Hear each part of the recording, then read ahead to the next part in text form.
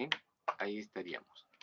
En esta práctica, que se pone 11 y 12, ¿no es cierto? Hay una especie de breve resumen de lo que significa el diagrama de dispersión, ¿no es cierto?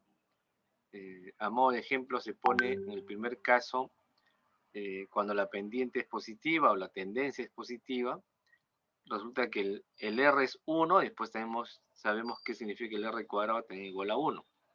Cuando la pendiente es negativa de la recta, ¿no es cierto? El R, el coeficiente de Pearson, es negativo menos 1, pero el R cuadrado, que es el coeficiente de terminación, sigue siendo 1, ¿no? Buenas noches. Y después acá hay unos valores aproximados, que teniendo pendiente positiva, tiene una R09, que es bastante buena, o un R0,09 menos 0,9, que es obviamente pendiente negativa. Y cuando es más o menos con esas características, ¿de acuerdo? Su R es 0. O sea, no existe una pendiente o una correlación, como hemos dicho, lineal, ¿no es cierto? Aceptable. Simplemente 0 o tiende a 0, ¿no? El valor de 1, que es muy difícil que salga, o menos 1 también, o sea, son las relaciones perfectas que se tienen entre dos variables, ¿no es cierto? También acá está simplificado lo que es la fórmula, ¿no es cierto?, del R, que es esta que está acá, que parece un poco voluminoso, que es equivalente a una fórmula que también señalamos, y que está entre los valores menos 1 y más 1, ¿no? Y bueno, esos son nuevamente los ejemplos de qué es lo que significa una tendencia, ¿no es cierto?, de los valores de R correspondientes. Y después se tiene la fórmula de manera sintética también de lo que se llama la recta de estimación o la regresión lineal, ¿no es cierto? O la regresión simple, ¿no es cierto? Lineal, ¿de acuerdo? Finalmente es una recta, ¿no? Acá también se identifica como Y', ¿no es cierto? Los parámetros A y B tienen la fórmula que están acá, ¿no es cierto?, que estoy indicando, para calcular el correspondiente valor de B y de A, ¿no es cierto? Bien, y estos ejercicios que están acá mostrados son los mismos que hemos resuelto ya. La diferencia está, ¿no es cierto?, que ya no me piden la covarianza, sino me están pidiendo ya propiamente el coeficiente de correlación lineal, el coeficiente de determinación y la recta regresión, ¿no? Bueno, entonces es un poco el esquema que está ahí.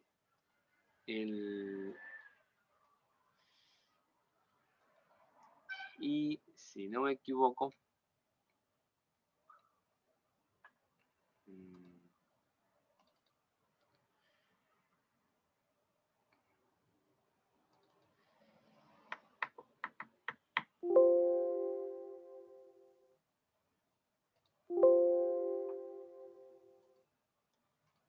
eso ya están resueltos, ¿no? No sé si eso ya les he mostrado en las clases pasadas, este tipo de solución. Comentamos esta solución.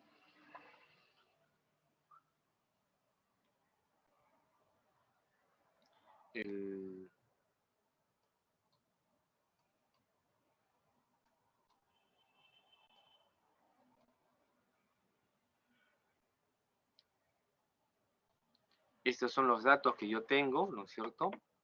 Y que simplemente lo que hay que hacer es interpretar de la mejor manera posible el enunciado que me dan, ¿no es cierto? Dice ahí de que ustedes tienen la siguiente información, ¿no? El tamaño de familia y la cantidad gastada, ¿no es cierto? Entonces, la familia es de 3 personas y dice que hay 92, ¿no es cierto?, de gasto. Y nosotros asumimos que pueden ser personas, por supuesto, y la cantidad gastada puede ser en soles o en dólares, ¿no es cierto? O la unidad de referencia. Es simplemente una aproximación, ¿no? Se supone que nos han dado todos estos datos, ¿no es cierto?, que son 10 datos en total, y para hallar lo que me piden que es la correlación lineal, no es necesario ordenar los datos. Simplemente, tal como me lo dan, nosotros simplemente lo describimos, ¿no? Entonces, a la primera variable la podemos llamar X, ¿no es cierto? La segunda variable la podemos llamar Y, ¿no? Y ustedes lo que tienen es un par ordenado, 3,99, ¿no es cierto? Igual, 6,6, 104 es otro par ordenado, y así sucesivamente, ¿no? Entonces lo que tenemos que recordar es ¿qué es lo que me piden? Me piden el coeficiente, ¿no es cierto?, de correlación, que lo podemos hallar directamente con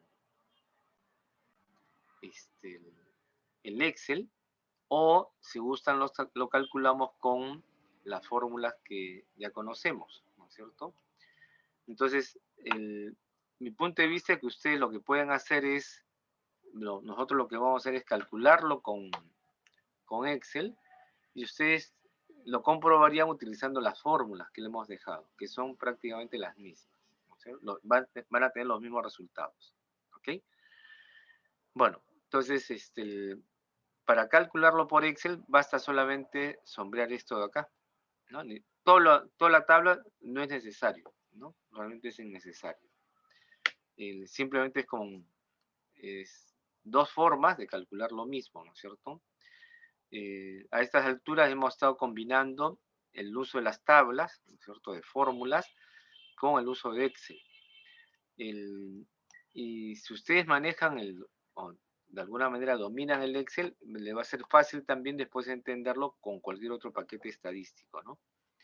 Los datos que ustedes tienen en Excel se pueden transportar o copiar a cualquier paquete estadístico, ¿no?, que ustedes conozcan. Entonces, como todos podemos tener el acceso directamente en Excel, teniendo el equipo correspondiente, tener instalado, por ejemplo, un software estadístico, a veces no lo tienen a la mano, o incluso ustedes lo tienen en su equipo, en su máquina, y cuando quieren presentarlo en otro equipo, ese equipo no están seguros que lo tengan, ¿no es cierto?, instalado ese programa. Entonces se generan dificultades, ¿no? Yo le digo por experiencia propia también, ¿no?, que a veces hemos tenido la idea de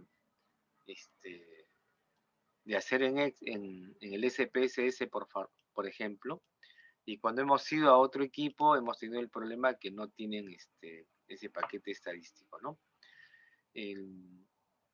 Existe además otras variedades de paquetes estadísticos para hacer el tratamiento correspondiente.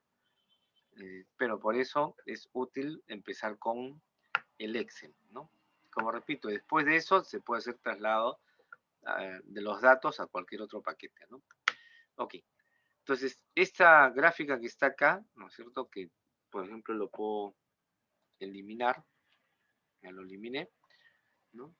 Y regresamos a cómo se puede construir, ¿no es cierto?, esa tabla.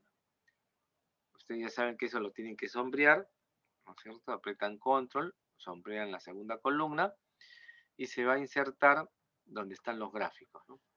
Y los gráficos por defecto ya me dicen que es el diagrama de dispersión, el más adecuado. Ahí está, ¿no?, señalado. Y por supuesto pueden escoger todo tipo de diagrama, ¿no es cierto?, o de gráfico que quieran.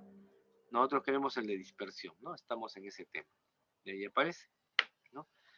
Lo que hemos señalado es de que ustedes lo que tienen es cada punto, ¿no es cierto?, cada punto es un par ordenado, ¿no? Entonces, nosotros a modo de demostración hemos puesto 10 datos, ¿no? Ustedes pueden tener después 20 datos, 100 datos, ¿no? Y incluso datos repetidos, pares ordenados repetidos, y ahí se va a indicar, ¿no?, en total. En este caso, ustedes observan, son 10 pares ordenados, hay 3, 6, 7, 8, 9, 10 datos, ¿no? 10 pares ordenados. Cada punto corresponde a un par ordenado. Y simplemente acercan el puntero, por ejemplo, a este punto, y le sale al pie, ¿no?, le sale que es 5,19, ¿no? 5,19 es uno de los datos que tienen, ¿no es cierto?, el noveno casillero, ¿no? En la novena fila, ¿sí? Y así a cualquiera de esos puntos.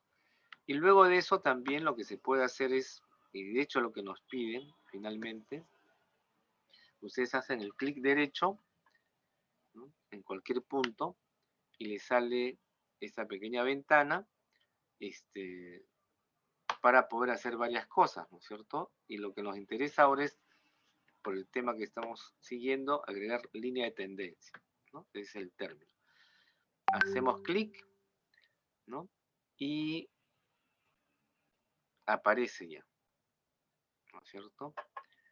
La línea de tendencia, ahí está, ¿no? Aparece la línea de tendencia y en la margen izquierda de este Excel, en las versiones anteriores de Excel esto no salía, ustedes tenían que formarlo, ahora sale de manera directa, donde tienen las opciones para buscar cuáles son las líneas de tendencia más adecuadas, ¿no? Como les he señalado, no importa el tipo de puntos o cómo están los puntos ordenados, ¿no? Los pares ordenados, no importa cómo salgan, siempre por defecto Excel les sale que es lineal, ¿no? Que es lineal. Pero ya para propósitos específicos que ustedes quieran trabajar, pueden escoger cualquiera de los otros modelos matemáticos, ¿no? La exponencial, la logarítmica, la polinómica, la potencial y la media móvil, ¿no? Cada uno de ellos tiene su propia utilidad, depende del tipo de datos que ustedes quieran trabajar, ¿no es cierto? Hemos dicho de que a nosotros por ahora todos los ejemplos están en función de una relación lineal, ¿de acuerdo? Entonces, tenemos ahí, ¿no es cierto? Ya tengo la recta de regresión que está ahí planteada, ¿no es cierto? Que es una aproximación.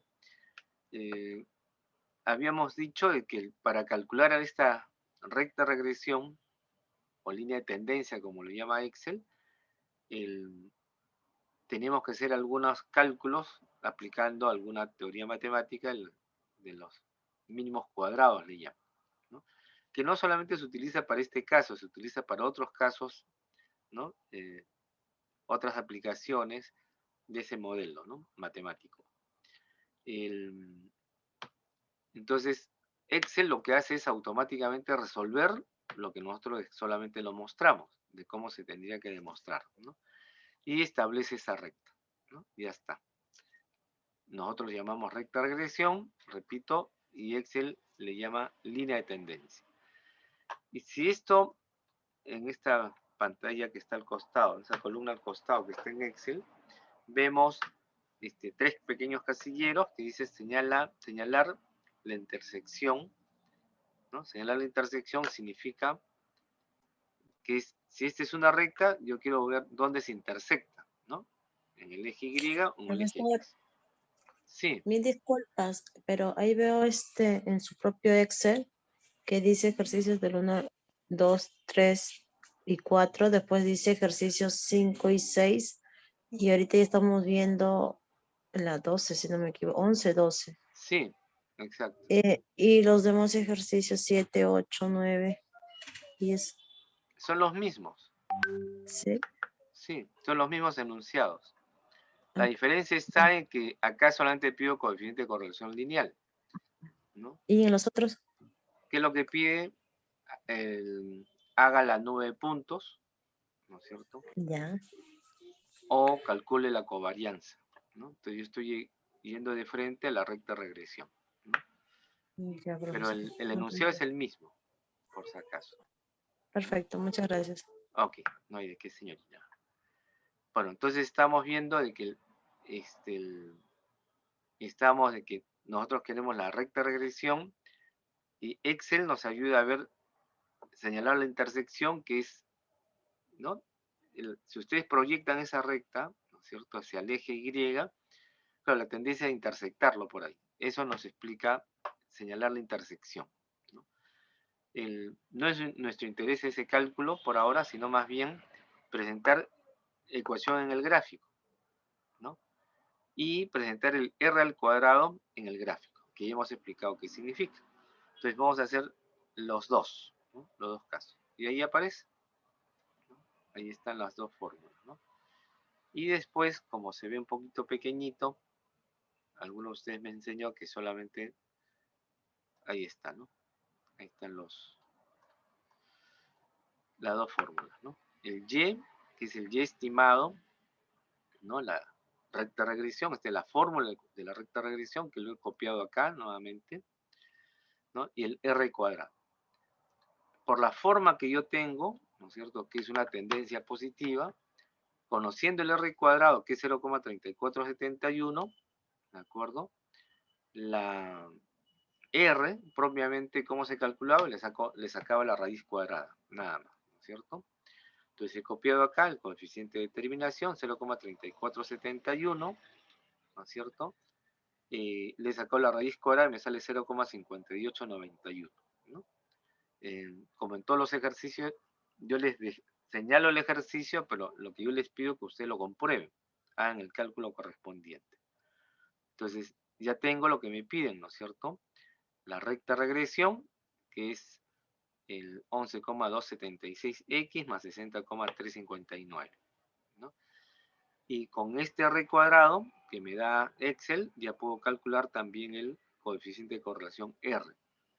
Vuelvo a repetir, es la raíz cuadrada de este valor, ¿cierto? Sale 0,589, etc. Si yo lo redondeo a un decimal, es 0,6, ¿no?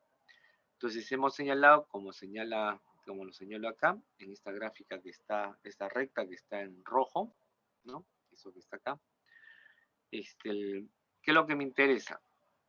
El valor encontrado de R, ¿no es cierto? Si se aproxima a 1 o se aproxima a menos 1, ¿no? Entonces 0,6, como habíamos dicho, está del punto medio entre 0 y 1, un poquito más ligado hasta 1, ¿no es cierto? Tiende a ser 1, pero es relativamente lejos, entonces es una correlación regular, le llamo, ¿no? Depende, ¿no es cierto?, la prosa que cada uno puede utilizar, que es no muy fuerte, ¿no?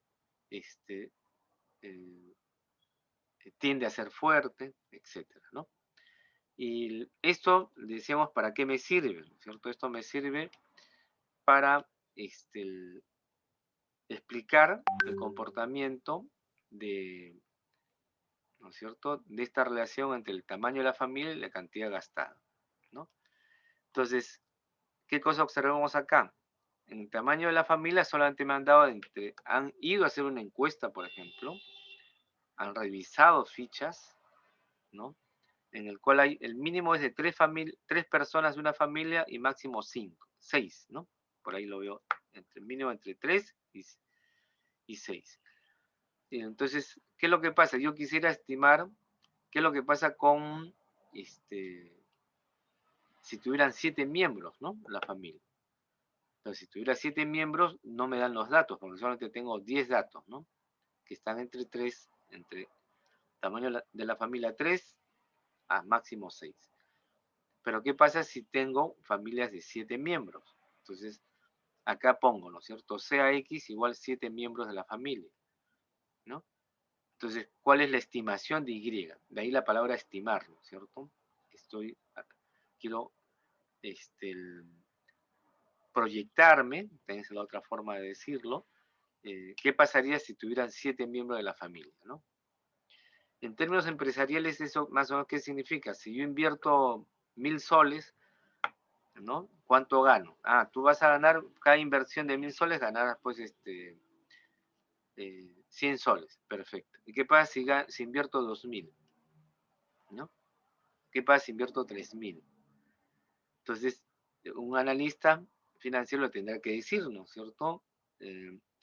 Que no es exactamente el doble, el triple, el cuádruple, sino es una tendencia, ¿no es cierto?, que tiene que definirse en función de la estimación o la recta de estimación o, ¿no es cierto?, la regresión que hayan evaluado, ¿no es cierto? En este caso, ¿no es cierto?, hemos asumido que es lineal, en relación entre el tamaño de la familia y la cantidad de gastos, cantidad gastada, y me sale que es 139. Bueno, aproximadamente 140 soles, ¿no? Es lo que se podría asumir. Entonces, se estima, ¿no?, que una familia de 7 miembros gastará 140 soles, ¿no? Aproximadamente, uno dice. ¿Ya? Está muy bien. ¿Y esto por qué lo puedo afirmar? Porque el S es bastante regular, pero con observaciones, ¿no es cierto? Porque lo ideal sería que fuese una correlación de 1. Con una correlación de 1, la estimación sería lo más ajustada, la mejor. Pero con 0,6 es una aproximación, una cercanía que uno tiene que calcular. Porque en la práctica no se puede, ¿no es cierto?, tener un valor perfecto de 1 en la correlación. ¿Ok? Ahora, si esto no es suficiente, ¿no es cierto?, este tipo de cálculos, ya siendo, si lo considero como parte de una investigación, el que investiga, el analista, lo que hace es insuficiente los datos que yo tengo acá, de 10 familias. Tengo que sacar más familias, ¿no? Tengo que sacar más familias. Entonces se hace un segundo trabajo de campo, ¿no? De recoger esta información, ¿no? Claro, es poco difícil que ustedes sigan con investigadores, hay que hacer otro recojo de datos, ¿no es cierto? Pero bueno, se dan situaciones en una investigación, ¿no? Entonces, en función de estos resultados, yo evalúo si sigo investigando o haciendo un trabajo de campo o no, ¿de acuerdo? Entonces, la explicación que estoy dando es una de las tantas que puede darse, ¿no es cierto?, con los datos que yo tengo, que son estos 10, ¿no? 10 pares ordenados, ¿ok? Si se dan cuenta acá, la estadística ya no es tanto la parte operativa de las tablas, sino la interpretación más adecuada que se tiene de los datos de dos variables, ¿no? Y es lo que yo quiero que se aproximen, porque cuando ustedes hagan su investigación van a hacer eso. O sea, los datos estadísticos son útiles, presentar cuadros de frecuencias también es útil, ¿no es cierto? Pero lo más importante es que interpreten, ¿no? Qué limitaciones y ventajas tienen lo que tienen como resultado, ¿no es cierto? En este caso, la correlación, ¿ok? Bien. Hay un segundo ejercicio que también, ¿no es cierto?, nos dicen que se selecciona una muestra de 12 casas vendidas la semana pasada en una ciudad de los Estados Unidos, ¿no? Puede concluirse que a medida que aumenta la extensión del inmueble, indicada en miles de pies cuadrados, el precio de venta en miles de dólares aumenta también, ¿no? Entonces ustedes tienen estos datos, ¿no? Hay estos 6 valores o datos de extensión, acá tienen los otros 6, en total son 12, ¿no? Entonces esos 12 pares, ¿no es cierto?, están acá. Ahí están los 12 pares de datos, ¿no? La extensión en miles de pies cuadrados y el precio de venta en miles de dólares, ¿no? Vuelvo a repetir, no es necesario ponerlo en orden, simplemente tal como me lo están entregando, ¿no? No podemos alterar los pares ordenados, ¿no?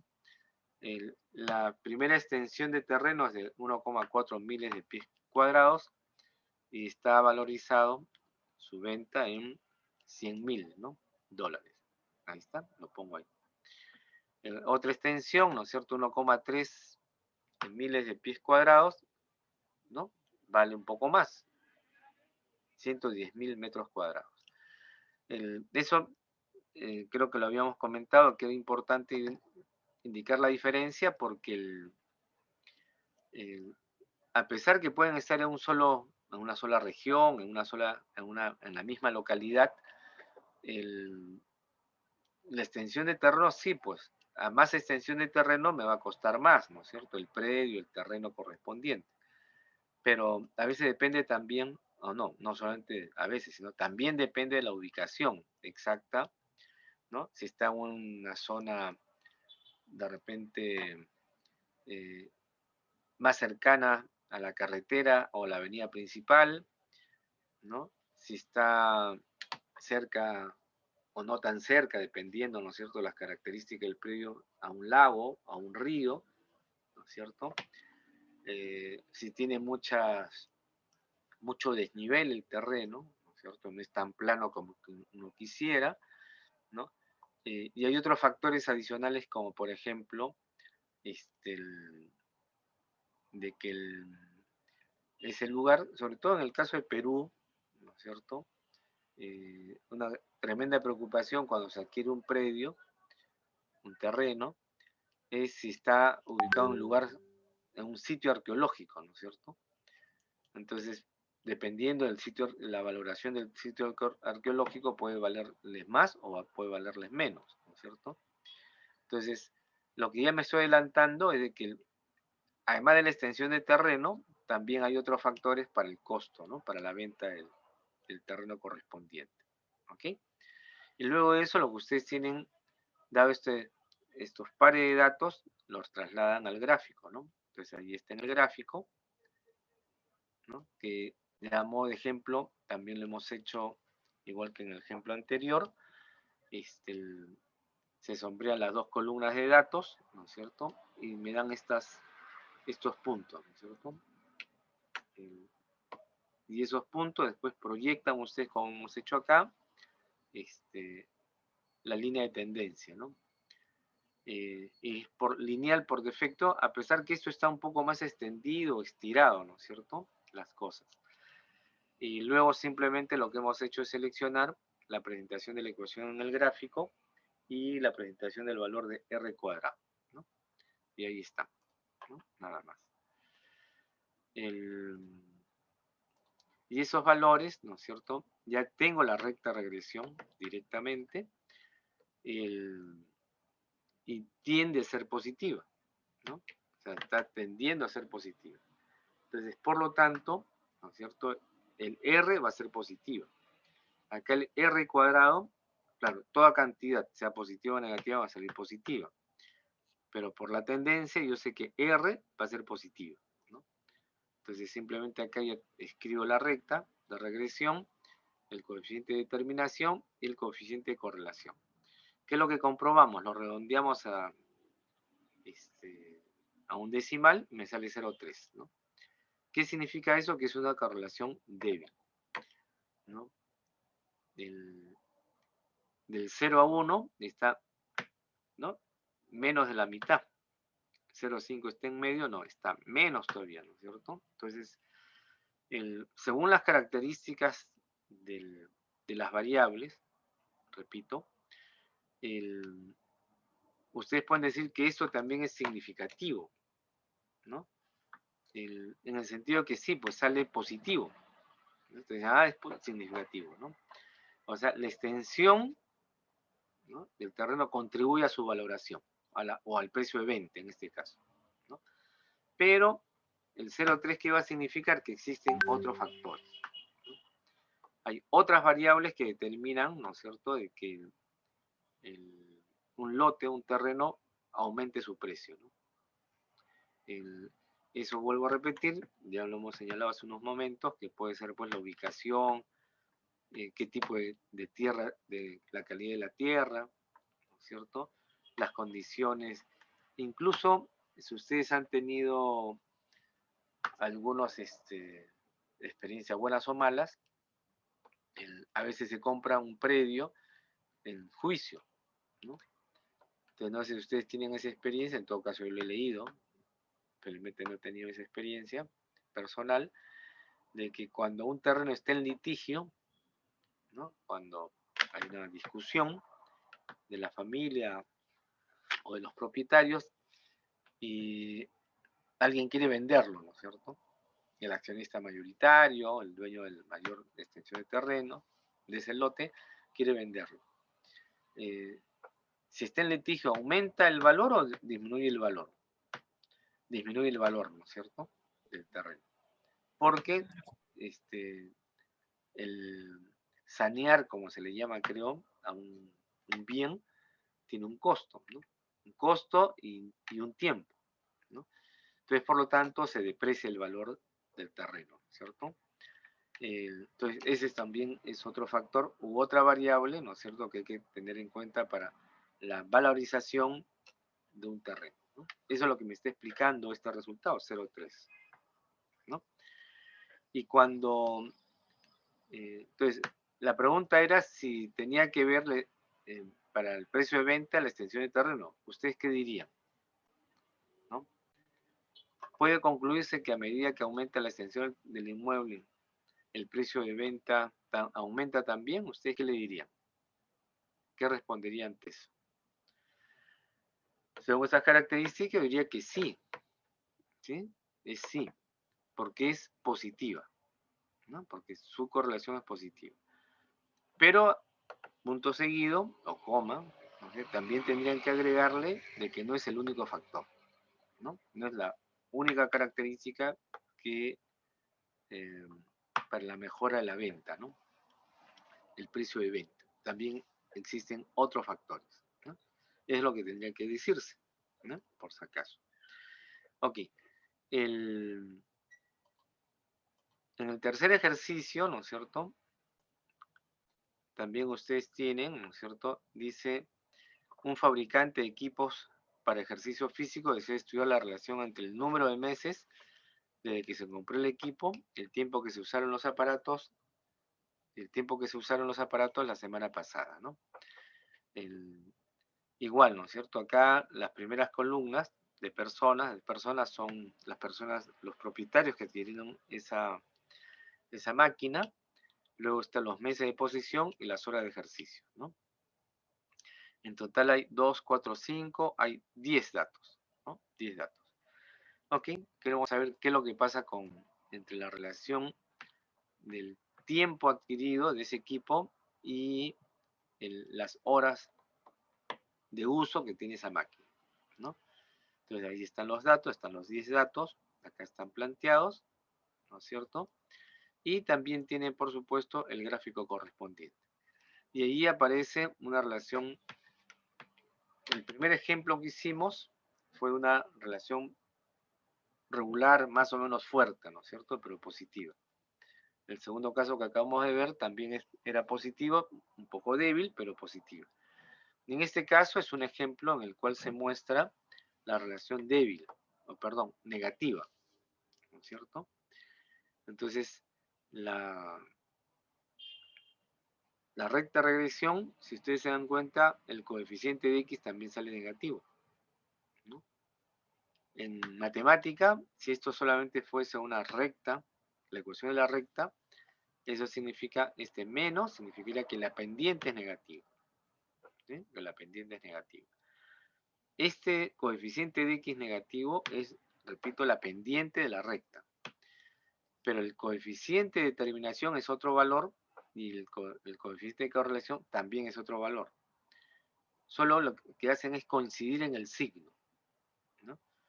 Entonces, si la pendiente de la recta es negativa, el coeficiente de correlación también va a ser negativa. Por eso el coeficiente de correlación que está ahí planteado, que es 0,6838, le saco la raíz cuadrada y me sale 0,82, ¿no? Claro, la raíz cuadrada de una cantidad positiva sale positiva, pero por el efecto de la recta, ¿no? Porque la pendiente es negativa, yo asumo que el coeficiente de corrección es negativo, ¿no? Ya está. ¿Y qué significa eso? Que es una correlación fuerte, porque está muy cerca a -1, ¿no? Pero inversa. Es inversa o también se le puede llamar negativa, ¿no? Indirecta también se le llama. Eso ya depende del lenguaje que uno utiliza en el discurso que hace de la presentación de tal o cual tema. Ustedes van a encontrar la palabra inversa, negativa o indirecta, ¿no es cierto? ¿Y eso qué significa? ¿No es cierto? A más tiempo, ¿no? A más tiempo. Ustedes saben que mientras más estoy a la derecha, significa que es más tiempo. En este caso, más meses de adquisición, ¿no es cierto? Hay una menor cantidad de horas de ejercicios, ¿no? A eso se llama una relación inversa, nada más, ¿no? Y eso tiene sentido porque una máquina, un juguete, en este caso una máquina de gimnasio, ¿no es cierto? Mientras más tiempo tiene, ya se fatigan o se cansan o piensan, ¿no es cierto?, adquirir uno nuevo. Esto de acá es algo que los distribuidores o fabricantes de máquinas o de equipos en general, ¿no? Ustedes que están estudiando teoría de la administración, saben que no solamente hay que tener la satisfacción de haber vendido un equipo, ¿no? O un bien o un servicio, sino que también hay que mantener satisfecho al cliente, ¿no? Entonces, dentro de eso están los criterios de el mantenimiento, ¿no? La visita, la actualización, etcétera, ¿no? Entonces le dicen, usted compró una máquina hace un año, pero ahora ha venido una nueva máquina que podemos dárselo a precio más barato, que le puede ser versátil, en fin, ¿no? El, o verle, pues, esa máquina que usted adquirió, tiene tales, si usted lo sigue utilizando, si tiene tal versatilidad para que pueda trabajarlo, en fin, ¿no? Entonces hay que hacerle el seguimiento al cliente, ¿no? Y para eso, ¿no es cierto?, tienen que hacer ese tipo de preguntas. Podría ser una de las tantas preguntas que el distribuidor, el fabricante, este tipo de equipos, ¿no? Visitas, en la visita a sus clientes, comprueba cómo está el uso, ¿no? Claro, no solamente hay esa pregunta, se puede hacer otras preguntas. ¿Cuántos miembros de la familia lo utilizan, ¿no? Por ejemplo, ¿no? Y otro tipo de interrogantes para saber la satisfacción del cliente, ¿no es cierto? Que es una de las tantas, ¿no?, que se puede trabajar. Y lo que se observa es de que a mayor tiempo de venta, mientras más hace tiempo atrás lo compraron, ¿no es cierto?, el uso es cada vez menos, ¿no? Entonces será papel, pues, de los ejecutivos de esa empresa desarrollar estrategias que le mejoren, ¿no es cierto?, que mantengan, ¿no es cierto?, el ritmo de ejercicio, qué sé yo, ¿no? Porque mientras más uso le den, hay mayores posibilidades de que puedan mejorar sus ventas, ¿no? O sea, mejor dicho, la satisfacción del cliente, ¿cierto? Entonces, esta es una inquietud o es un modelo que les puede permitir dar algunas explicaciones al respecto, ¿no? Ok. Hay un siguiente ejercicio, ¿no es cierto?, que tiene, este es un poco extraño, ¿no es cierto?, porque como decía, acá en el Perú es un poco raro de que ustedes tengan una, la relación entre temperatura, ¿no es cierto?, o el clima y la ausencia, ¿no?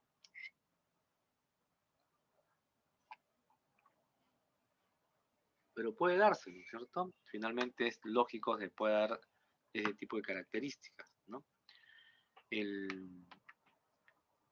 Pero es a modo de ejercicio para comprobar, ¿no es cierto?, los detalles que existen, ¿no es cierto?, en la relación que hay entre el número de ausentes y la temperatura correspondiente.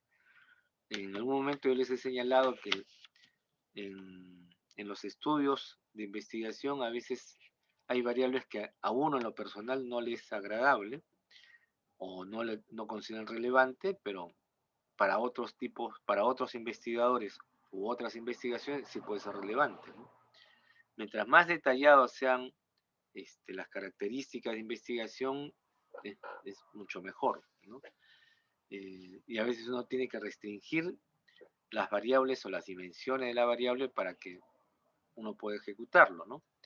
Pero en general nunca hay que decir que tal o cual variable no es tan importante. Para uno quizás, pero para una investigación de otro género, de otro tipo, sí puede ser interesante, ¿no? En este caso, la primera vez que leí este ejercicio no me pareció importante. Bueno, todavía no me parece importante, ¿no? Pero en fin, ahí están los 10 datos, ¿no? El número ausente de estudiantes y las temperaturas correspondientes, ¿no? Entonces lo hemos graficado y se grafica de esa forma, ¿no? Entonces ahí se genera una duda con respecto a si es lineal o no es lineal. No es lineal, ¿cierto?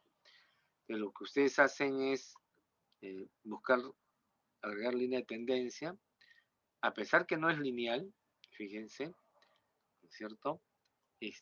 La máquina, o mejor dicho, Excel, me sigue por defecto poniendo la lineal, ¿no? Entonces, exponencial tampoco es simpático, logaritma tampoco, polinomial, miren, la polinomial sí es. ¿ya? Es la polinomial. Pero, como hemos señalado, no vamos a trabajar otro tipo de modelo matemático, sino es la lineal, ¿no es cierto? Porque acá significa que teníamos que explicar cómo se va a generar esa curva, ¿no? Se puede señalar, ahí está, ¿no? Ahí está la ecuación, por si acaso, ¿no?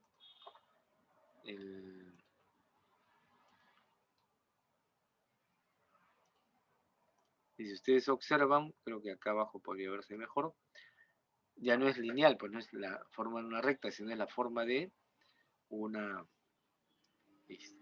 ecuación de segundo grado, ¿no? Y esa es justamente la parabólica, ¿no? Esa es la parabólica. Es polinomial de segundo grado, ¿no? Justo una función o ecuación de polinómica de segundo grado es la parábola, ¿no? Y esta es una parábola, ¿ok? Y acá tendríamos que explicar las características o los parámetros que tiene esa ecuación, que acá tendrían tres parámetros, ¿no? El coeficiente x cuadrado, el coeficiente de x y el término independiente, ¿no? Pero, como digo, eso ya tiene que explicarse con otros parámetros adicionales, ¿no? Lo borramos, ¿no es cierto? Y regresamos a indicar nuevamente la lineal, ¿no? Fíjese, regresa nuevamente a la lineal. Y vamos a indicar, ¿no es cierto?, la ecuación de la recta, de esa recta, y el r cuadrado. Miren lo que sale, ¿no?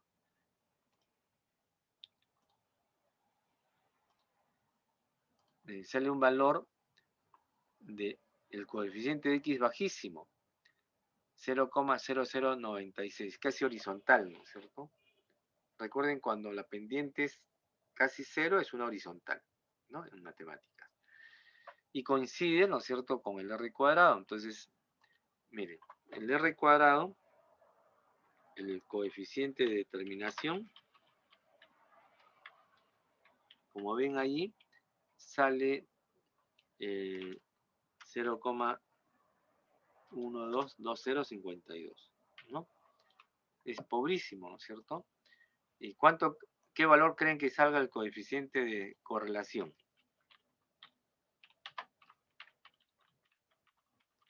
El coeficiente de correlación será la raíz cuadrada, ¿no es cierto?, de este valor. Este valor, el al 94, ¿no? 0,5, ¿no? Sale 0,07. Si yo quiero redondearlo a un decimal, saldría, ¿no? O sea, ustedes consideren esto a un decimal. Pónganlo a un decimal, ¿no? Sería más o menos 0,1, ¿no? 0,1. Si 0,3 era muy débil, imaginen, 0,1 está mucho más cerca al 0, ¿no es cierto? Si hago esta comparación, ¿sí? El 0,1 está casi prácticamente 0, ¿no es cierto? Prácticamente 0. Entonces, eso quiere decir que no existe correlación, ¿no? No tiene correlación. Y como hemos señalado, cuando digo no tiene correlación, estoy refiriendo a que no existe una correlación lineal, ¿no? Está tácito en tal sentido. Lo que sí puede existir es otro tipo de correlación compuesta, ¿no es cierto?, como hemos visto con la ecuación de segundo grado, ¿no?, con la parábola. Pero en este caso la lineal no existe, ¿no? Prácticamente no existe. Tiende a cero, se dice, ¿no? Este es muy, ¿no? Tiende a cero, ¿no es cierto?, el valor, y por lo tanto para nosotros significa que no existe, ¿no? No tiene correlación, ¿no? O también se le puede decir tu correlación es nula, ¿no? Es otra forma también de decir lo mismo, ¿ok? Bueno, eso es lo que pasa con este tipo de datos, ¿no? El fenómeno propiamente, ¿qué significa, no es cierto? Yo lo que puedo hacer para analizarlo, ¿no? En todo caso, puedo separar la información. hasta la mitad, estos datos que están acá, y la otra mitad que están al lado derecho de este punto más bajo. ¿Qué resulta si ustedes se dan cuenta? A temperaturas bajas, ¿no? A temperaturas bajas, a mayor temperaturas bajas, ¿qué es lo que ocurre? La tendencia, si fuese de esta forma, ¿no es cierto?, es a más temperatura, menos ausentes, ¿no? A menor temperatura, más ausentes, ¿no? O sea, en otras palabras, en los momentos más fríos, ¿no?, de temperaturas muy bajas, aumenta los ausentes. Y si yo también separo esta otra línea, ¿no?, que es ascendente, diría de que más bien a mayor temperatura, mayor ausencia, ¿no? Entonces es una contraposición. A más altura, más ausentes. A menor altura también es más ausentes, ¿no? Bueno, puede darse una explicación, ¿no? Porque cuando ustedes están, no sé si ustedes conocen nuestra Amazonía, en las épocas que yo viajaba a la Amazonía, en este caso la ciudad de Iquitos, ¿no?, hace mucho tiempo, el horario de inicio de labores era a las 7 de la mañana, ¿no? Y máximo era hasta las 11 de la mañana.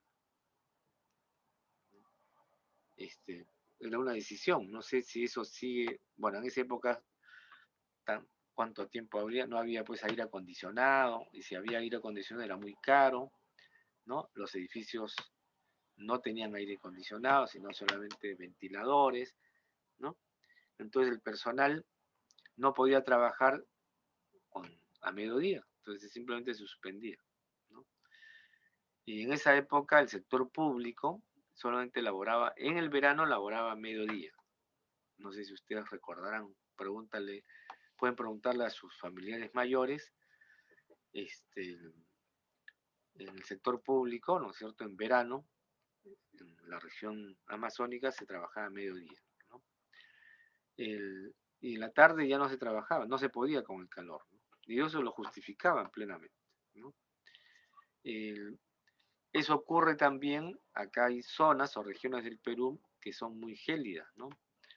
O en el hemisferio norte también tienen climas muy contrastadas, muy frías, y cuando hay mucho frío, ¿no es cierto?, también no es que haya ausentismo, simplemente es ausente, se suspenden las clases, ¿no? O sea, por eso puede haber una explicación de que valores extremos, en el sentido de mucho calor, mucha temperatura, o sea, sí, pues uno deja o baja el rendimiento de estudio, de su trabajo, o demasiado fríos, ¿no es cierto? Entonces esos valores extremos, que es lo que en Lima, en todo caso no lo sufrimos tanto, y mientras que otros países, sobre todo en Europa, ahora sí, ¿no es cierto? Ahí llegan a 40 grados, en fin, para nosotros es un calor tremendo, ¿no es cierto? ¿Qué es lo que ocurre en nuestra Amazonía, dicho sea de paso? ¿No? Bueno, entonces, en cada una de estas variables, de alguna manera hay que tener alguna explicación al respecto, ¿no? Entonces, además, con estos datos, con estos mismos datos, acá vemos que también tenemos la respuesta de la covarianza. 2,91111.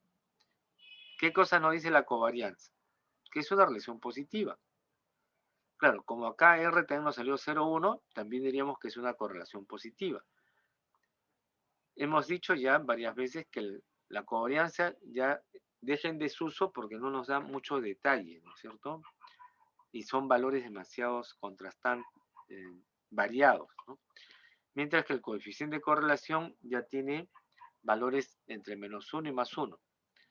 Es adimensional, ¿no? No tiene unidades. Y nos da una explicación con respecto a los extremos, ¿no?, entre el valor 1 y el valor -1. Y en función de este valor obtenido del coeficiente de correlación, podemos establecer la fortaleza, la regularidad o la debilidad que tiene este coeficiente de correlación. Mientras que con este valor, encontrado como la covarianza, no podemos darnos ese detalle, ¿no? Simplemente la covarianza salió positiva, tiene una relación positiva. Pero es fuerte, regular o débil, no. No nos puede decir eso. El coeficiente de correlación sí nos puede decir ese resultado, ¿no? Bueno, por eso es la ventaja que se tiene de trabajar con los coeficientes de correlación. ¿Ok? El ejercicio siguiente, que es el número 5, ¿no es cierto? Eso también es de una actividad que toda un área especializada en la administración, ¿no es cierto? Que es el marketing, la promoción, la venta, ¿no? Hay una empresa que está estudiando el efecto de su última campaña publicitaria, ¿no? Y escogieron personas al azar y se les llamó para preguntarles cuántas latas de dicha gaseosa habían comprado la semana anterior y cuántos anuncios del producto habían leído o visto esa misma semana, ¿no? Entonces, hay 2, 4, 6, 8 datos, ¿no es cierto? Están ordenados esos 8 datos acá, cuántos avisos habían visto y cuántos compraron, ¿no? Y bestial, porque nos sale una correlación también bastante positiva, ¿no es cierto? Ya está. Me sale una correlación también fuerte, que es 0,8. Decíamos que esto, ¿no es cierto?, nos sirve el hallar la recta regresión que hemos calculado acá, el coeficiente de correlación es para señalar las tendencias, ¿no? En este caso, ¿no es cierto?, a ver, el número de avisos máximo es 7, de 0 a 7 vistos, ¿no? Y las compras de la semana pasada es 11 gaseosas, 11 latas de gaseosas, ¿no? ¿Qué cosa vemos? En una semana, ¿no? Entonces, diríamos que es 11 latas, significa que si una gaseosa, una soda, que es el refresco del almuerzo, esta persona, ¿no es cierto?, que tiene 11 compradas en una semana, significa que ha consumido más de una diaria, ¿no es cierto? Casi 1.5 diarios, ¿no es cierto? En una semana. Yo una pregunta.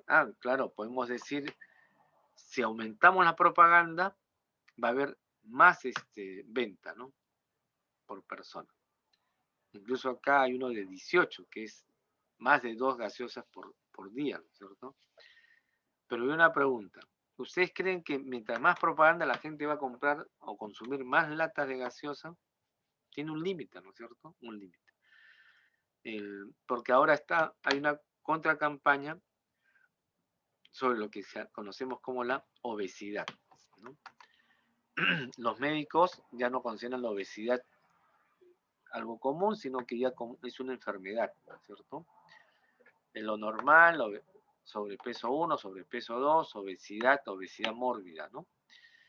Y por lo tanto no va a ser tan fácil, ¿no es cierto?, de que yo haga más propaganda y la gente va a comprar más. No.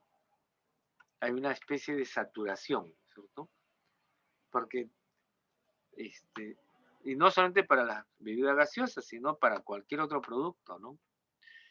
Uno no va a comprar, ¿no es cierto?, o no va a consumir, por ejemplo, una fruta, ¿no? O un cóctel de frutas, qué sé yo, no lo puede consumir todos los días o cada rato, ¿no es cierto? Hay un límite, ¿no?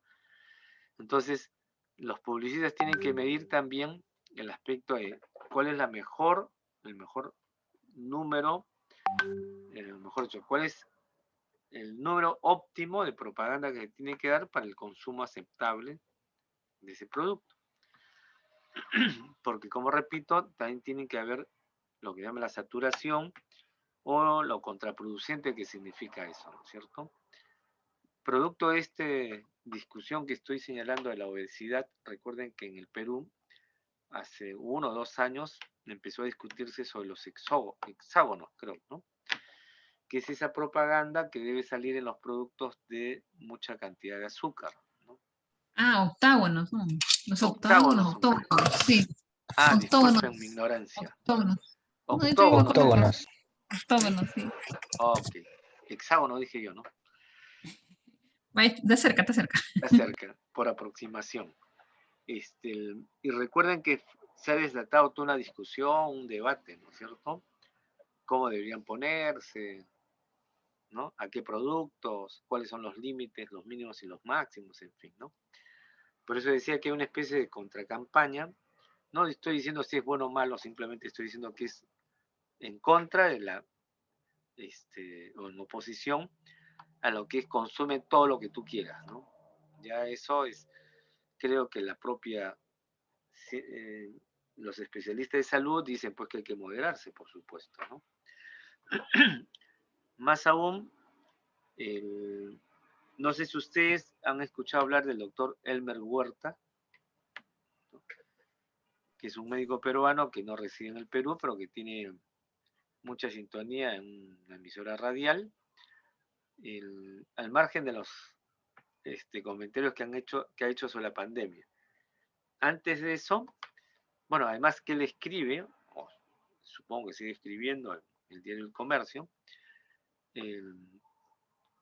y le leí algunos artículos que me parecieron interesantes, eso del azúcar, ¿no? Entonces, que la industria del azúcar, como tal, que ha ganado millones de dólares, ¿no? Es nociva para la salud, ¿no? Y él señalaba que hay médicos que están organizando también las campañas en contra del uso del azúcar. Cuando digo el azúcar me estoy refiriendo al azúcar industrial, ¿ya? Que es la que probamos nosotros en los caramelitos, en los postres, ¿no es cierto? Que es una delicia. Claro, estamos acostumbrados a eso. Pero que él dice que eso es nocivo por la salud, ¿no? Y que uno de los rasgos característicos que existen en la sociedad actual justamente es la obesidad debido a este consumo del azúcar, ¿no? Que además es adictivo, etcétera, ¿no? Y lo compara con el tabaco, o mejor dicho, con el cigarrillo, ¿no? Porque el tabaco es una planta y el cigarro es un producto industrial, ¿no es cierto? Bueno, ustedes saben que el cigarrillo ahora ha sido, no sé si la palabra es arrinconada, pero en todo caso ha disminuido de manera muy sustantiva su producción, ¿no? Y su venta, por lo tanto. Y están haciendo un producto derivado que es el cigarrillo electrónico, ¿no? Y que también están observando que es muy nocivo, ¿no? Para los que ya son acostumbrados al cigarrillo, el cigarrillo electrónico puede ser una especie de amortiguador para que no se exceda. Pero para los jóvenes que nunca han fumado, empezar con el cigarrillo electrónico dice que es nocivo, ¿no? Lo hace más adictivo. Pero en fin, ya regresando a la cuestión del azúcar, al parecer algunas entidades o instituciones de salud han organizado toda una campaña para el no uso de este tipo de azúcar industrial, ¿no? De entre ellos está la especialidad odontológica, ¿no es cierto? Porque el deterioro de nuestros dientes se debe a este consumo excesivo del azúcar, ¿no? Según lo que he leído sobre estos temas, ¿no? Bueno, y todo eso, recuerden que antes las grandes campañas publicitarias mundiales eran del tabaco. Y después, hasta hace poco, las grandes campañas mundiales, aunque todavía siguen, son sobre las bebidas gaseosas, ¿no? Al parecer eso hay que buscar desterrarlo porque es efectivamente nociva para la salud, ¿no? Pero en fin, eso ya son opiniones de unos u otros, ¿ok?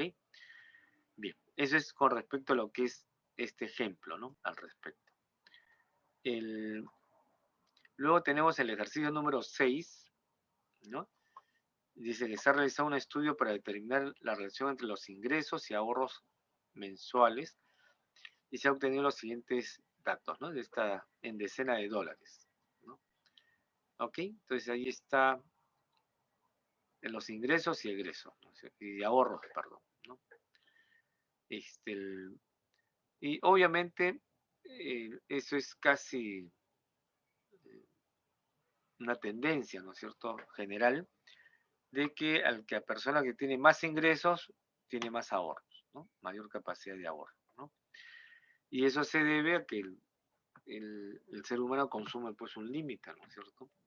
Pero hay personas, en el caso de Perú, ha habido brillantes, ¿no? Excelentes deportistas, sobre todo futbolistas o peloteros, como le llaman algunos, que han tenido ingresos fabulosos, ¿no? Y que lamentablemente no siempre han sabido ahorrar, ¿no? El lamentable caso que hay que mencionar es el del famoso Hugo Sotil, ¿no? Que brilló en España, ¿no es cierto? Un futbolista excepcional, pero no dejó algunos vicios y derroches, ¿no? Y ahora, bueno, no sé cómo está su condición económica, pero no es pues de manera satisfactoria. A modo de ejemplo, ¿no? ¿Eso qué quiere decir? Que a mayor ingreso no significa que tenga mayor ahorro.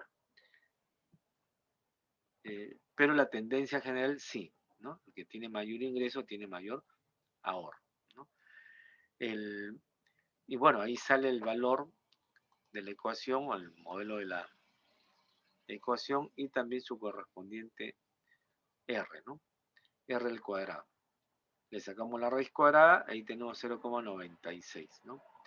Y es una correlación muy fuerte, ¿no? Como digo, hay excepciones, sí lo hay, por supuesto, ¿no? Pero la tendencia es esa, ¿de acuerdo? Y eso significa, ¿no es cierto?, de que un indicador importante macroeconómico es el ahorro, pues, justamente, ¿no? Que de alguna manera significa, claro, el que no tiene ingreso no puede ahorrar porque simplemente no tiene que ahorrar, ¿no? Pero si hay índices de ahorro positivos, ¿no? En crecimiento en un determinado país, eso significa que hay mejores ingresos, ¿no? O sea, con los ahorros se puede medir que se tiene mejores ingresos, ¿no? En ese país o en esa región, ¿no? Como es en este caso 0,96 muy fuerte, yo podría estimar, ¿no es cierto? ¿Para qué valor, ¿no es cierto? Si lo pongo por acá, si yo digo, ¿no es cierto? Si yo siquiera tener, ¿no? Si tengo un X, por ejemplo, uno que sea en exceso, ¿no es cierto? El máximo valor que tenemos ahí es 950. ¿Qué pasa si yo tuviera una persona que gana 1000? ¿No? Entonces la pregunta sería, estimar Y, ¿no es cierto? ¿Cuál sería la estimación de Y? ¿No? Lo que tenemos que hacer es simplemente reemplazar el valor de X en la ecuación que se ha calculado, que es esta que está acá, ¿no? Entonces lo reemplazamos, le ponemos igual el 0,4516 y por 1000, ¿no? Por 1000, y esto le suma, no le suma, sino le resta, menos 74,919, ¿no? Ahí está el resultado, ¿no?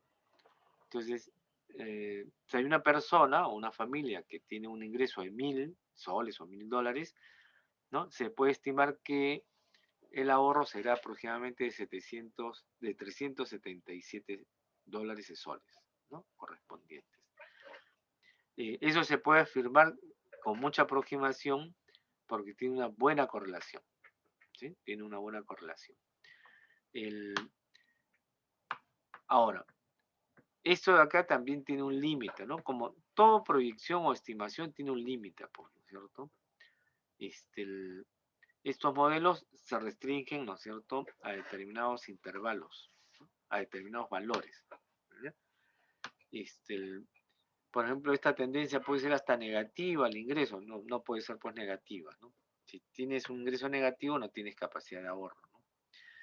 Y si tú tienes ingresos muy altos, de repente la capacidad de ahorro es mucho mayor, ¿no? Entonces, esto está restringido a determinadas condiciones. Por eso es que en una economía, en una sociedad determinada, se definen niveles socioeconómicos, ¿no es cierto? En el caso del Perú y en general, ¿cómo se divide? El nivel socioeconómico A, nivel socioeconómico B, C, D y E, ¿cierto? Y cada uno de esos 5 niveles tienen comportamientos diferentes, ¿no? O relativamente diferentes, ¿no? Obviamente el segmento A va a tener mucha mayor capacidad de ahorro que, por ejemplo, el segmento C, ¿no? Y ni qué hablar del segmento E, que es muy complicado que ahorre, ¿no? Pero tienen capacidad de ahorro, por si acaso. Hay gente que puede tener esa capacidad de ahorro, ¿no? Muy puntual, muy específica, pero la hay, ¿no? No sé si ustedes en el tiempo atrás escuchaban algunas noticias que una vivienda se había incendiado, tal cosa, y era la vivienda muy precaria de un señor ya, lustrabotas, ¿no? Que es un trabajo de la calle, vivía en una casa, en un departamento, un cuarto, ¿qué departamento? Muy precario, y se había incendiado, ¿no es cierto?,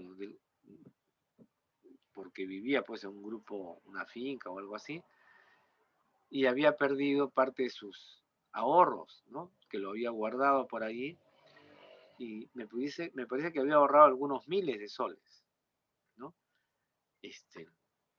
Sí tiene capacidad de ahorro, bueno, ajustándose el estómago, como se dice, sin comer mucho, sin de repente con responsabilidades familiares, sin ninguna otra actividad recreativa, ¿no es cierto? Pero con la obsesión del ahorro para, supongo, emprender pues un negocio adicional, ¿no? Entonces, y, bueno, no me acuerdo si se mencionó en cuánto tiempo ahorró esos miles de soles, ¿no es cierto? Bueno, tiene un poco de capacidad de ahorro, pero tiene, ¿no es cierto? Claro, una vida austera, ¿no es cierto? Sin sobresaltos ni nada, ¿no? Y me parece que ha habido varios, me parece haber visto esos casos, ¿no? En el Perú. Que gente que tiene una condición muy precaria, ¿no? de vida, pero su gran esfuerzo y una mentalidad de proyección le permite ahorrar, ¿no? Pero me parece que también son excepciones, ¿no? Acá en el Perú recuerden que existen los famosos comedores populares, ¿no? Yo recuerdo mucho porque camino a la universidad, en este caso ingeniería, pasaba por la avenida Javier Francisco Pizarro. Y siempre veía colas, yo inicialmente no sabía qué significaba esa cola, resulta que después me enteré que era un comedor popular, ¿no? Veía siempre en condiciones muy precarias gente para el desayuno o para el almuerzo o para el lunch, ¿no? Por ejemplo. En la cuadra 4 o 5 de Pizarro estaba, profesor. Ajá. ¿Todavía ya no Sí, está sí me ya? acuerdo.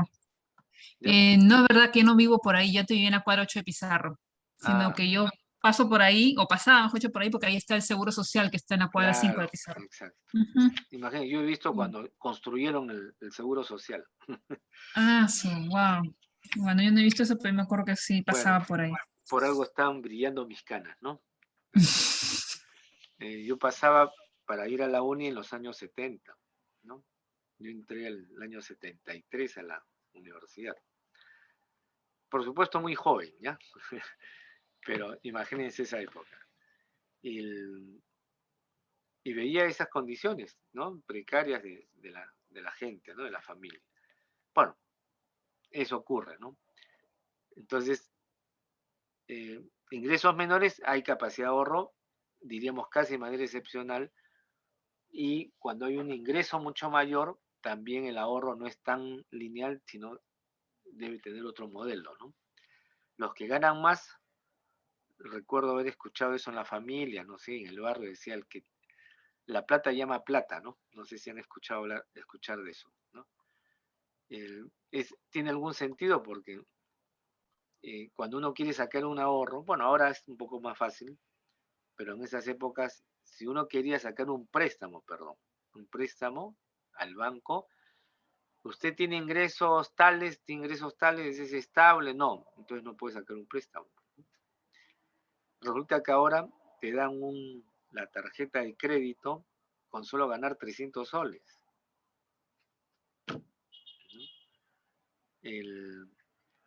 Y ni siquiera si eres estable o no eres estable, simplemente demuestra tu boleta y te dan la tarjeta de crédito, que es un préstamo en la práctica, ¿no?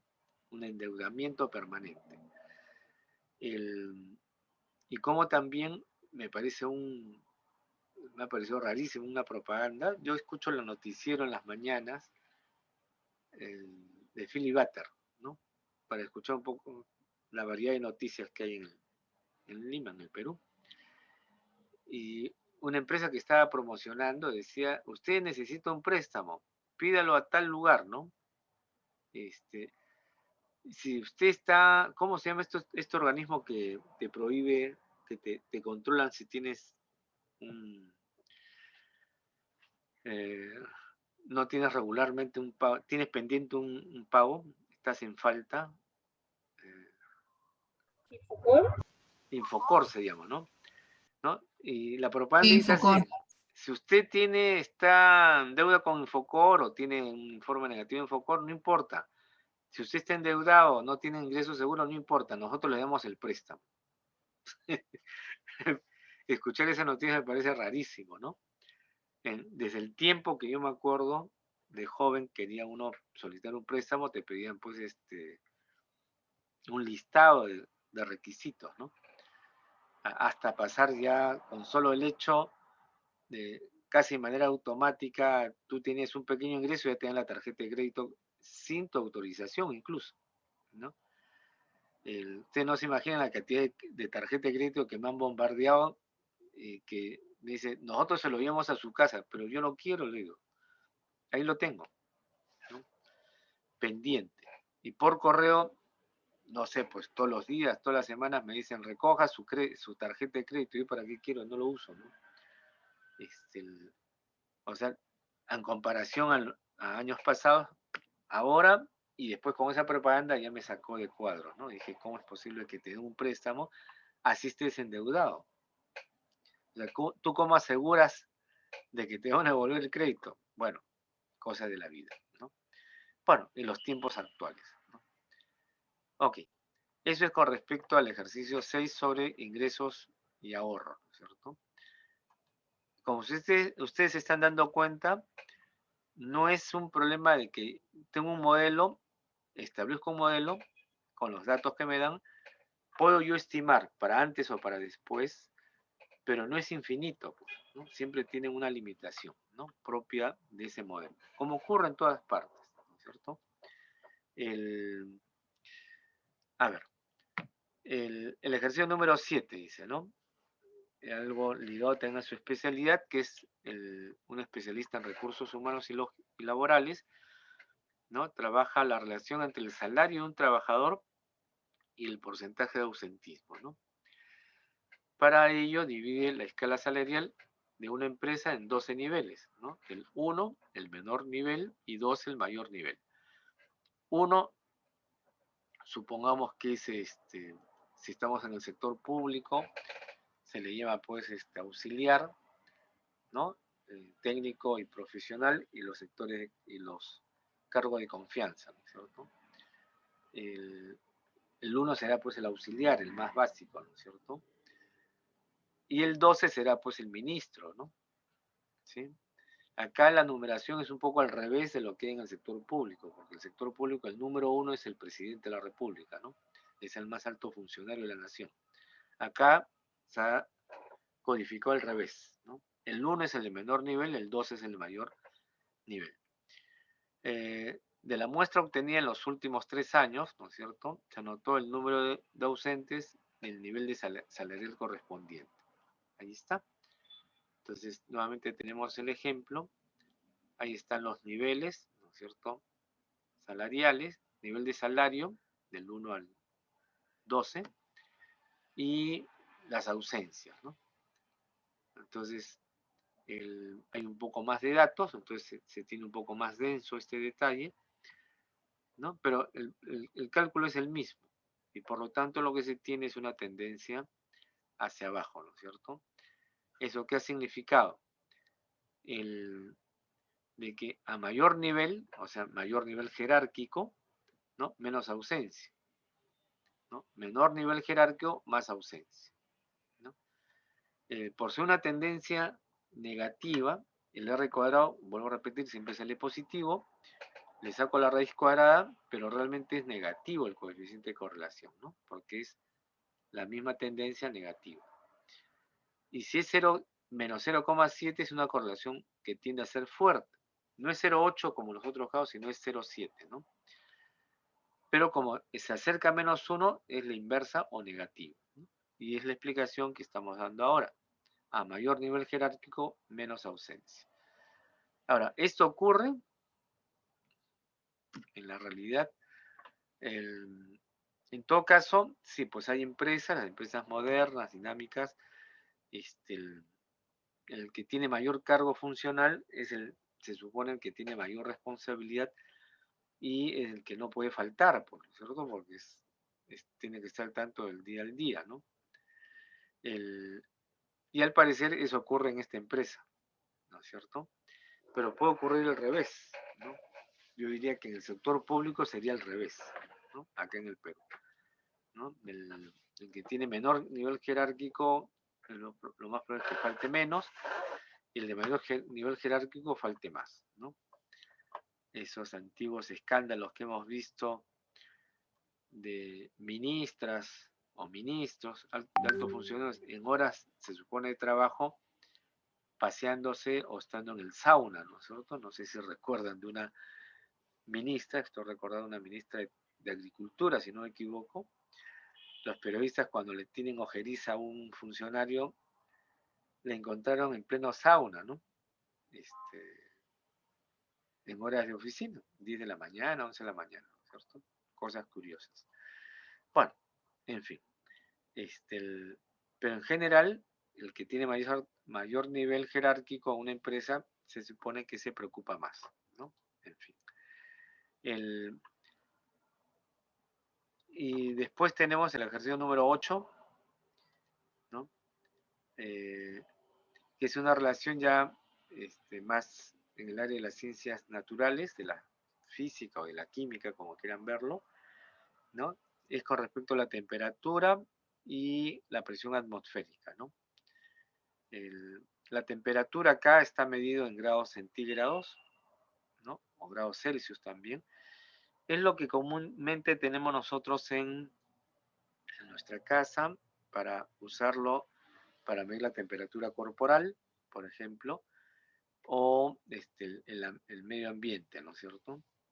Yo ahorita estoy viendo en la sala donde estoy acá, estoy en 28 grados, por ejemplo, ¿no? Centígrados. Y a pesar de eso tengo frío. Esa es una manera, ¿no? En condiciones, llamamos de investigación, se utiliza el grado centígrados, pero se convierte pues en grados absolutos. Estos son grados relativos realmente, ¿no? Y su equivalente es el de grados Kelvin, si no me equivoco, ¿no? Para utilizarlo pues en las fórmulas, en los modelos que tienen en los temas de física y de química, ¿no? Y luego está la presión atmosférica, ¿no? Que se puede medir en este caso en milímetros de altura, ¿no? También generalmente son los termómetros que uno tiene en la casa, ¿no es cierto? Son termómetros de mercurio o de agua, ¿no? Generalmente es de mercurio. Y solamente es una medición, en este caso atmosférica, y para las investigaciones se requiere medir la presión, no me acuerdo cómo se llama, absoluta, creo que se le llama, ¿no? Tiene ya nombres propios. Pero en fin, acá solamente son las temperaturas, ¿no? Que se miden en el ambiente, en la zona, y la presión atmosférica. Entonces, eso ya de alguna manera, supongo que ustedes lo han trabajado con anticipación, y en este caso es una relación positiva, ¿no es cierto? A mayor temperatura, mayor presión, ¿no? O mayor presión, mayor temperatura, ¿no? Eso es lo que significa esta tendencia. y sale un coeficiente de correlación bastante fuerte, ¿no es cierto? O tiende a ser fuerte de 0,77, ¿no? Y bueno, no creo que hay que explicar mucho más detalle en eso. Y después estamos en el ejercicio número 9, 10 y 11, ¿no? Y haciendo las 17, pensé que era más temprano, lo dejamos ahí porque tengo un compromiso. No creo que ya estamos en toque de queda, ¿no? ¿Qué compromiso tengo? Ninguno, más que descansar, ¿no? Ok. Profesor, buenas noches. Saliendo del tema de hoy, le quería hacer una consulta sobre la monografía. La monografía sobre las tablas indicaba que tenemos que hablar de un tema específico, o sea, por ejemplo, de las personas del censo, por ejemplo, que son analfabetas del departamento de Cusco, o podemos hablar de diferentes temas en la monografía. El objetivo de la monografía, como les he señalado, es de que ustedes, ¿no es cierto?, se aprenda a leer, ¿no?, el cuadro del censo, y del cuadro del censo, ¿no es cierto?, seleccionar la variable que ustedes crean pertinente y por lo tanto construir su tabla, ¿no? ¿Cuál es la que ustedes desean? La que ustedes consideren, cualquiera. No voy a observar si es de tal o cuales características, porque si no eso sería ya entrarnos a ver el tema de una investigación, ¿no? No, Claro, esa simplemente era mi consulta. sí, es abierto, el que ustedes Ah, crean ya. pertinente. Y después hacer el gráfico y la descripción de la tabla Nada que hemos más. hecho. Nada más, Exacto, en cada... exacto. Ay, Entonces, cada uno ya, hace 10 tablas, ¿no? claro. Ujú. Nada más. Ya, profesor. Es un Ya. pequeño ejercicio en el cual ese pequeño ejercicio es importante porque ustedes están, como en toda investigación, ¿no es cierto?, tienen que discriminar datos. O sea, hay tantos datos en el censo que cuál es el que cojo, cuál es el que tomo en cuenta, cuál es el que me sirve a mí. Como no tengo, no es un curso para que se seleccione un tema de investigación, el tema es abierto, ¿no? El tema es libre. Pero ustedes, si gustan, pueden estar seleccionando un tema que les consideren pertinente, ¿no? Si van a, lamentablemente, hasta ahora no salen los resultados del Censo Nacional Económico, entonces hubiera sido interesante que ustedes trabajen en el Censo Nacional Económico. Pero eso ya lo veremos pues en otros cursos más adelante. Profesor, y supuestamente la monografía vence el 28, o sea, mañana. ¿Usted cree que nos puede dar algún plazo más? Voy a tener que darles el plazo, ¿por cierto? Sí, por favor, De profesor. todas maneras. Porque yo les había pedido además que ustedes me presentaran sus avances para que yo pueda explicar más detalles, ¿no es cierto? Pero bueno, no se ha dado, pero todavía tienen la oportunidad para poderlo trabajar. Y profesor, ¿la exposición para cuándo sería? Lamentablemente creo que no tenemos exposición, ¿no? Ah, ya, solamente la presentación del trabajo. Sí, Ya está bien. sí, Entonces. creo que se han salvado de eso. Un poco Sí, complicado, mejor. ¿no? Sí, un poco complicado. Creo que está en la segunda semana el tope, ¿no? De la práctica.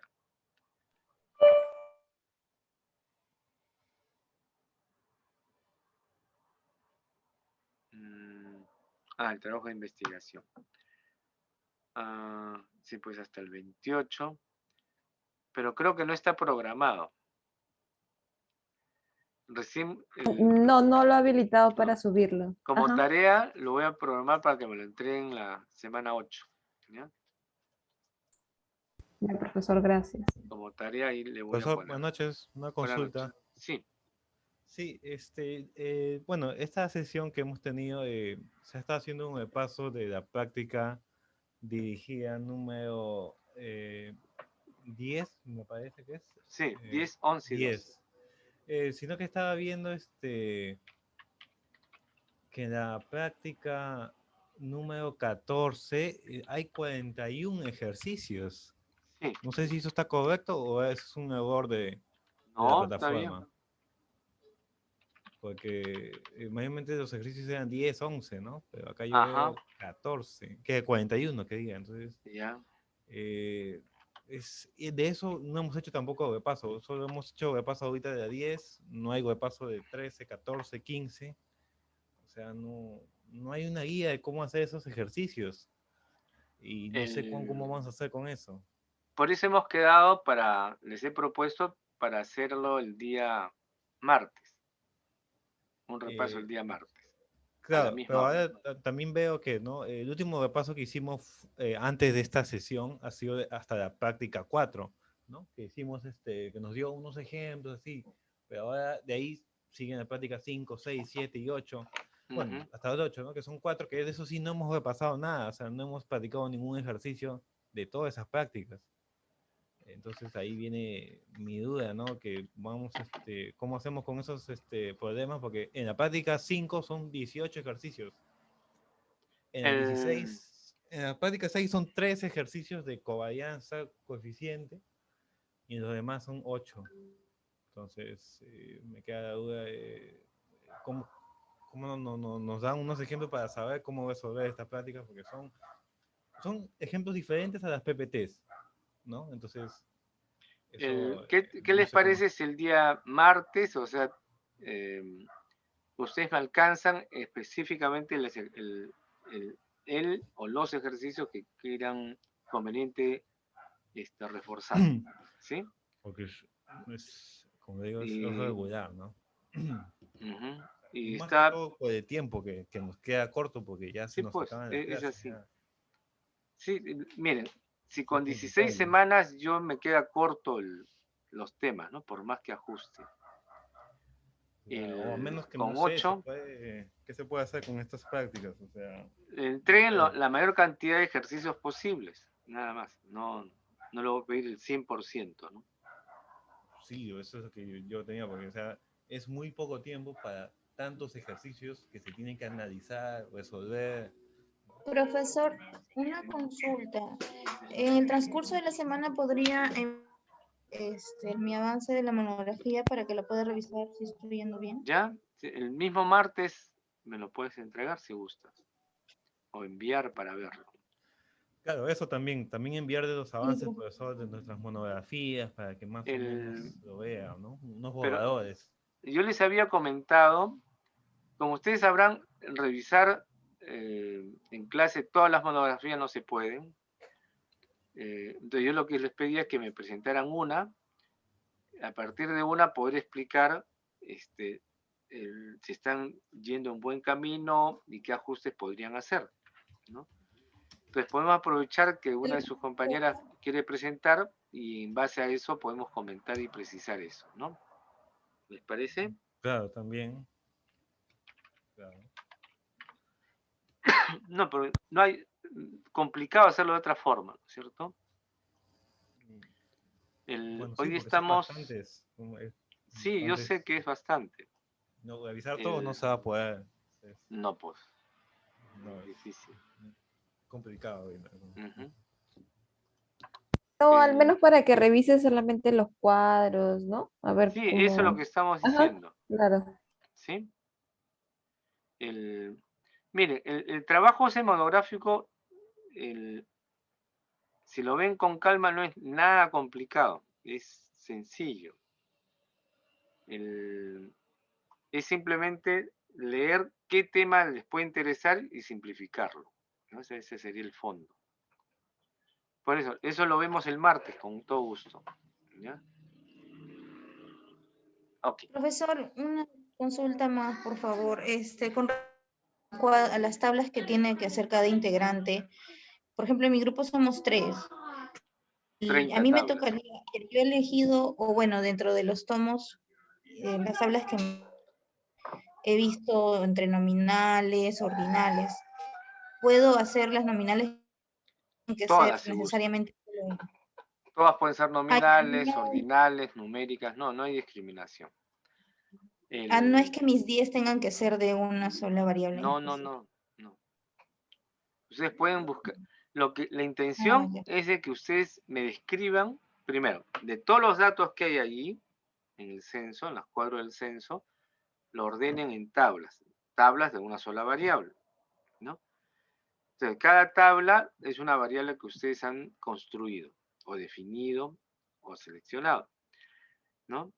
Hacen la tabla, hacen el gráfico y una descripción que me parece haberles dicho que era de 3 líneas, 3 párrafos máximos, ¿no? 3 a 4 párrafos, ¿no? Describen lo que están presentando, describen el valor absoluto de los datos, de cualquier intervalo que quieran o cualquier línea, y la interpretación relativa, ¿no? O porcentual que seleccionen. Nada más, es lo que tienen que hacer. Y lo que vamos a ver es, en la tabla, yo les he pedido que pongan la numeración. Entonces, si ustedes son un grupo de 30, tiene que haber una tabla 1 hasta la tabla número 30, ¿no es cierto? Tiene que tener el título de la tabla, tiene que tener el encabezado, tiene que tener las indicaciones de las variables y el cuerpo, ¿no? de los datos. Luego está la fuente, las indicaciones que se tiene que dar al respecto, ¿no es cierto? O sea, lo que yo quiero es la forma que presentan la tabla, más que la variable misma, ¿no es cierto? Sino la buena presentación de la tabla. Yo reviso, les he comentado, yo reviso tesis y, o sea, desde el proyecto se tiene problemas en ordenar las tablas. Se enfrentan tablas, cuadros, en fin, ¿no? A veces copian y pegan directamente de un libro, de un trabajo del libro, pero eso es del libro. Tú estás recogiendo del libro cuál es la numeración de la tabla que tienes tú en tu tesis, ¿no? En tu proyecto. No ponen la fuente. Ah, me olvidé poner la fuente. Aprendan a poner la fuente, ¿no? No, sí, ya lo tengo por ahí. ¿Dónde lo tienes? Ah, no me acuerdo dónde lo dejé. Entonces tienen que aprender. Ni bien terminan de elaborar una tabla, un gráfico, ¿no es cierto? Tienen que poner la fuente, por ejemplo, que es algo importante, ¿no? Ahora con mayor razón, porque una de las cosas que se discute es de que hay personas que, bueno, hay un software que ustedes supongo que lo han utilizado, que es el Turnitin, que mide la semejanza, ¿no es cierto? Entonces, hay instituciones, hay universidades que piden no más de 10%, no más de 5% de semejanza, ¿no? Entonces uno tiene que aprender a ordenar todo eso en función de las fuentes que se utilizan. En mi caso, como estamos en el curso de estadística, me corresponde pues un poco controlar esa parte, ¿no? Ya en los cursos de redacción y otros temas, les pedirán pues el tema en la redacción misma, ¿no? Pero toda la idea es que apunte a que haga un buen trabajo de investigación. Esa es un poco la idea. Y este trabajo consiste en eso, ¿no?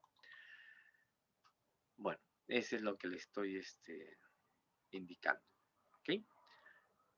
Bien, si no hay otra pregunta, cerramos la Profe, grabación.